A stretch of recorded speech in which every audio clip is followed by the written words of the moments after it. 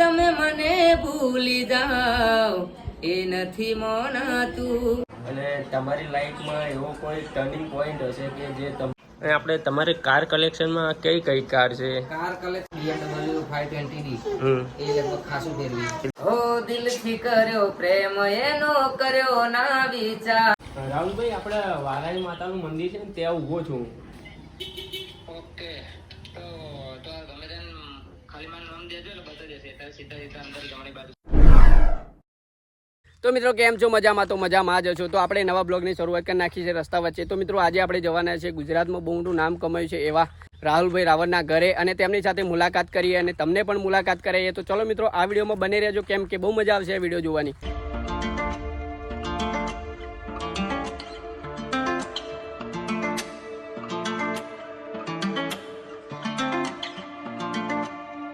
ગામ છે આ બીડર.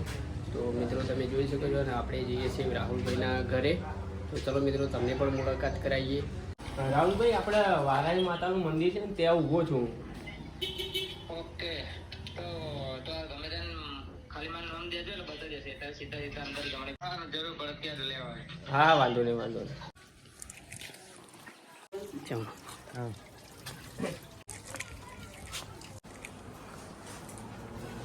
રાહુલભાઈ, તમે આ સિંગિંગ લાઈનમાં કેટલા વર્ષથી છો? હું અંદાજિત 7-8 વર્ષથી કરું. અને સ્ટ્રગલ બી એવું હશે? સ્ટ્રગલ એ ઘણું કર્યું. આપણે કોલેજ ગ્રેજ્યુએશન પતાવી ત્યાં સુધી ઘણું સ્ટ્રગલ કર્યું અને મતલબ બધું જાતે જ કરી એમ. એટલે સ્ટડી બી કરતા હતા અને જોબ, હા, એ કરતા અને જોબ બી કરતા હતા જોડે જોડે પાર્ટ ટાઈમ. એટલે સ્ટ્રગલ ઘણું કર્યું. એવું એમ? અને તમારી લાઈફમાં એવો કોઈ ટર્નિંગ પોઈન્ટ હશે કે જે તમને યાદગાર હોય, ખરાબ હોય કે મતલબ સારો હોય, પણ એવો ટર્નિંગ પોઈન્ટ હશે જે તમને યાદગાર રહી ગયો હોય એવો કોઈ?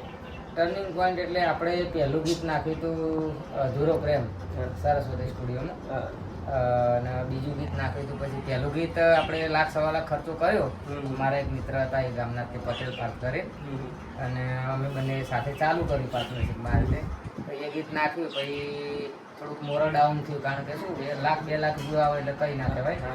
પછી બીજું ગીત નાખ્યું લોકલ ચેનલ, પછી ત્રીજું ગીત નાખ્યું પાછું બીજી એક સારી ચેનલ નાખ્યું, પણ 3 ગીતોમાં આપણને સફળતા ના મળી.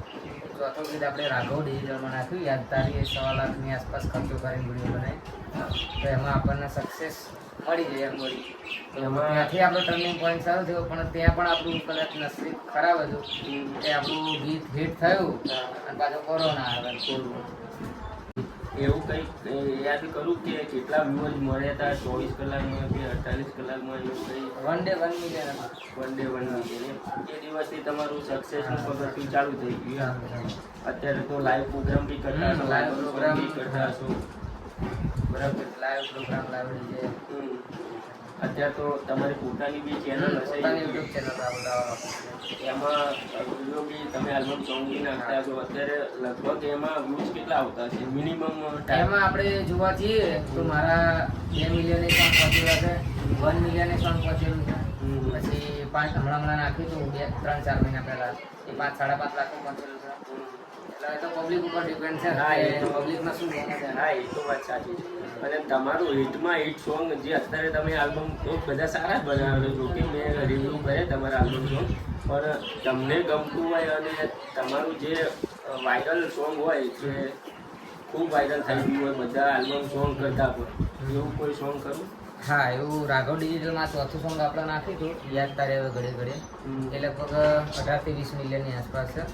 એના પછી નહીં નાખ્યું હતું, એ પણ ઓડિયો 7 મિલિયન છે, વિડીયો 8-9 મિલિયન છે. ટેલિફિલ્મ બી આપણે કરેલી છે, એ બી 9 મિલિયન પહોંચવાળી છે. તો ચાર મિત્રોને એક 100% સંભળાવી દઈએ. હો દિલથી કર્યો પ્રેમ એનો કર્યો ના વિચાર, છૂટ્યો તારો સાથ બન્યો હું તો નિરાધાર. અરે ખુદાયા પ્રેમ તે બનાવ્યો છે કેમ, જેને કરીએ પ્રેમ એ મળતું નથી કેમ. હવે નહીં મળીએ તને, હવે નહીં મળીએ, ખુશીઓના તારા રસ્તે અમે કદી ના નડીએ. તારો પ્રેમ ભૂલ્યા પેલા મરી જઈએ, ગોડી તારો પ્રેમ ભૂલ્યા પેલા મરી જઈએ. શોધીશ મને ત્યારે નહીં અડીએ ખોજાદ તારી આવે ભલે ઘડીએ રે ઘડીએ પણ જીવન મોય કનિયમ હવે તને ના મળીએ. હિટ સોંગ આપો છો, પણ તમને ગમતો કલાકાર ગુજરાતી કલાકારોમાં કોઈ હોય તો ચાર મિત્રોને એ પણ આપણે આ લાઈનની જ્યારે મેં શરૂઆત કરી ત્યારથી જ અત્યાર સુધી લઈને આપણે પહેલો આપણને ગમતા કલાકાર હોય તો મણિલાલભાઈ બારોટ, અને પછી એમના પછી આપણે જિગ્નેશભાઈનું અને રાકેશભાઈ બારોટનું ને એ બધાનું જોયું, પણ આપણે બધું જોઈને શીખ્યા મણિલાલભાઈ બારોટ અને પછી જિગ્નેશભાઈ કવિરાજ એમના પ્રોગ્રામો જોઈને આપણી જે અત્યારની જનરેશનમાં જે ચાલે છે બધું એ આપણે ગાતા થયા અને શીખતા થયા એમ, અને એમનાથી જ આપણું પગથિયું એમ. અને તમને જ્યારે સિંગિંગ લાઈનમાં આવ્યા ત્યારે તમને કોઈ સપોર્ટ કરવા વાળું એવું કોઈ?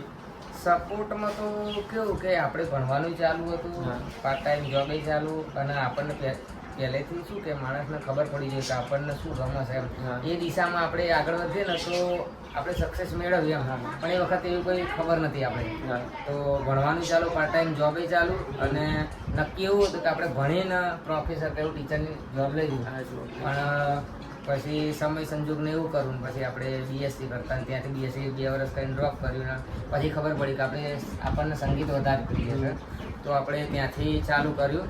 પહેલાં આપણે બોલિવૂડ યુથ ફેસ્ટિવલને બધું બોલિવૂડ ગીતો ગાતા હતા, પછી ત્યાંથી આપણે ગુજરાતી જંપ લાવ્યું કે આપણે ભાઈ ગુજરાતી જલ્દીથી આપણે ફેમસ થઈશું ને અંદર સક્સેસ મળશે આપણને. પછી ત્યાંથી આપણે ભણતરની સાથે સાથે BA graduation BA first year ચાલુ કર્યું, જોડે જોડે આ ગુજરાતી પણ ચાલુ કર્યું. પછી જ્યારે તમારી સક્સેસ મળી ત્યારે તમારા ફેમિલીવાળા લોકોનું શું રિએક્શન હતું? મતલબ બસ ફેમિલીમાં તો બધાનો સપોર્ટ હતો જ, અને એમાં સૌ પહેલાં મતલબ જ્યારે હું જોબ કરતો હતો ત્યારે મતલબ મારી પાસે કંઈ હતું નહીં શીખવાનું, તો હું MA41 કરીને નાનો કેસ્યો લાવ્યો હતો, ત્યારે શીખ્યો હતો. પછી મારા ફાધરે મને પૈસા આપ્યા અને હાર્મોનિયમ લઈ આપ્યું. પછી મેં એની અંદર વધારે પ્રેક્ટિસ કરી, અને પેલું કેમ કે તમે જેટલી પ્રેક્ટિસ કરો એ પ્રેક્ટિસ જ તમારી વસ્તુ એવી છે કે તમને બેટર બનાવો એમ. બરાબર. તમારા ચાહક મિત્રોને જે આ સિંગિંગ લાઈનમાં આવે છે, મતલબ જે કલાકારો નવા છે, એમને તમે શું કહેવા માંગશો? બસ એમને એટલું જ કહેવા માંગીશ કે જેટલી મહેનત કરશો એટલું તમારું નામ બનશે એવું નહીં, પણ જેટલી મહેનત કરશો એટલું તમારામાં ઇમ્પ્રુવમેન્ટ આવશે. તમારું નામ તો બનવાનું છે, કારણ કે તમે મહેનત કરશો. હીરો હોય ને, હીરો એ જે ખાણમાંથી મળે ને, તો એ હીરો નહીં હોતો પહેલાં તો, એ આ પથ્થર જેવો છે, પણ એને ઘાટ આપો, એને પોલિશ આપો, અગ્નિમાં કેટલો એને તપાવો, બરાબર? એવી રીતે આપણે પણ એક સિંગરની લાઈફ પણ એવી જ હોય છે કે આપણે પણ મહેનતરૂપી અગ્નિમાં એટલું બધું આપણે તપવું પડે છે જાતે. આપણી મહેનતથી આપણે એટલા પાકા બનવું પડે છે કે જેનાથી આપણી કિંમત વધે. જેવી રીતે હીરાને અગ્નિમાં તપાવીને એને ઘાટ આપીને પોલિશ આપીએ ત્યારે એની કિંમત વધે, એવી રીતે આપણે પણ મહેનતરૂપી અગ્નિમાં જો તપીશું અને ખૂબ મહેનત કરીશું તો આપણી કિંમત 100% વધવાની છે, આપણને સક્સેસ મળે છે. અને આપણે તમારે કાર કલેક્શનમાં કઈ કાર છે? કાર કલેક્શનમાં તો અત્યારે પહેલાં મેં અમારા ફેમિલીમાં મેં સૌથી પહેલાં અલ્ટો લીધી હતી, પછી એ આપી દીધી. પછી ઇકો નવી લીધી, પછી એ પડી રહેતી હતી, એ આપી દીધી. એના પછી મેં લીધી હતી સ્વિફ્ટ LDX, એ ખાસો ટાઈમ મેં લીધી, 2 વર્ષ જેવું. પછી એ હમણાં ખાતરીથી આપી દીધી. એના પછી લીધી હતી BMW 520D, એ લગભગ ખાસું ફેરવી. એટલે નવામાં જ લીધી હતી કે સેકન્ડ હેન્ડમાં? ના, એ બી સેકન્ડ, કારણ કે અમારા મિત્રની જ હતી અને હું જ 2 વર્ષથી ફેરવતો હતો બધે. પછી એ મેં લઈ લીધી હતી, પછી વર્ષ ફેરી, પછી આપી દીધી. હમણાં એક શું કહેવાય સ્વિફ્ટ ZXi મોડલ બ્લુ કલરની લીધી, તમારી પ્રોફાઇલમાં જોયું હતું મેં. બસ એ હમણાં નવી લીધી. અને જે પેલી BMW ની વાત કરીએ, પેલી મોટા છાપરા લઈને આવ્યા તો એ જ? એ બરાબર. ફોટો થંબનેલ બનાવવા માટે આપણે જોઈએ છીએ. તો દોસ્તો, આપણે રાહુલભાઈએ જે ફ્લેટ લીધો એની અંદરના સાઈડના ફોટા છે, તમે જોઈ શકો છો. રાહુલભાઈ રાવણના પોતે જ છે. વિડીયો બી બતાવે એમના ફોનમાં, જોઈ શકો છો. એમના ફોનમાં વિડીયો છે, એમના ઘરનો લુક છે અંદરની સાઈડનો.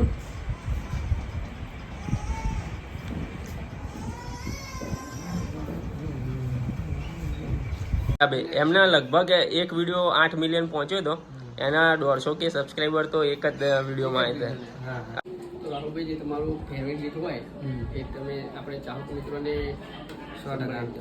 હમણાં મારું રાહુલ રાવલ ઓફિશિયલ યુટ્યુબ ચેનલમાં હમણાં જે 2-3 મહિના પહેલાં એક ગીત મેં રિલીઝ કર્યું હતું, તમે બીજાના પરણેતર બનવી નથી જોવાતું.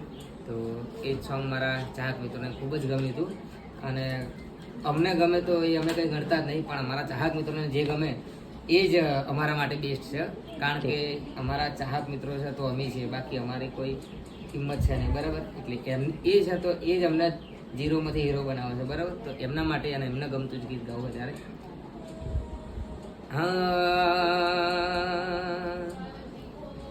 તમે મને ભૂલી જાઓ એ નથી મોનાતું, ઘણું દુઃખ છે દિલમાં નથી કોઈને રે કહેવાતું. તમે બીજાના પરણેતર બનો એ નથી જોવાતું, તમે પારકાના ગોમ જશો એ નથી સંભળાતું. કંકોતરીમાં તારી નોમ બીજાનું લખાતું, તમે બીજાના પરણેતર બનો એ નથી જોવાતું. અરે ગોરધાણા ખવાશે તમારા હગપણમાં, નજીક આયા છે દાળા તમારા લગ્નના. હો મારી આંખોમાંથી પોણી આજ નથી રે રોકાતું, મારી આંખોમાંથી પોણી આજ નથી રે રોકાતું. તમે બીજાના પરણેતર બનો એ નથી જોવાતું. હાય મિત્રો, જય માતાજી. હું છું આપનો રાહુલ રાવળ અને જણાવતા ખૂબ જ આનંદ થાય છે કે આજે અમારા મંટુભાઈ મારા ઘરે બ્લોગ બનાવવા માટે આવ્યા હતા. અને એમની પોતાની યુટ્યુબ ચેનલ છે મિસ્ટર મંટુ બ્લોગ. તો આ ચેનલને લાઈક કરજો, શેર કરજો, કમેન્ટ કરજો અને હા, સબસ્ક્રાઈબ કરવાનું ભૂલતા નહીં. અને મારા બધા જ ચાહક મિત્રોને ખાસ અમારી વિનંતી કે એકવાર અમારા મિસ્ટર મંટુ બ્લોગ ચેનલની મુલાકાત લેજો અને નિહાળજો. એમાં અવનવી જગ્યાઓ અને બહુ બધું મનોરંજન તમને જોવા મળશે. જય માતા.